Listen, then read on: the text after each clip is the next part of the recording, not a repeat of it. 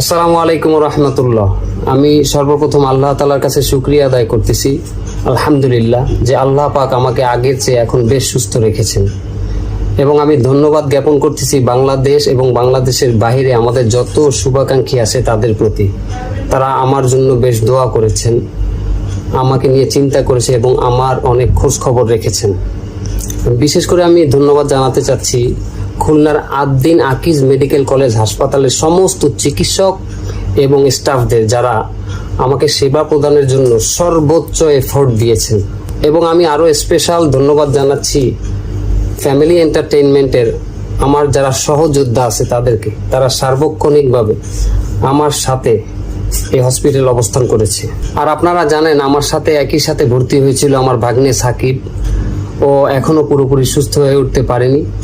আপনারা সবাই ওর জন্য দোয়া করবেন, ও যাতে খুব দ্রুত সুস্থ হয়ে আমাদের সাথে আমরা একই সাথে আবার যেন আমাদের কাজে যোগদান করতে পারি এবং আমাদের যে দায়িত্ববোধ আপনাদের প্রতি, এই দায়িত্ব যেন আমরা পালন করতে পারি।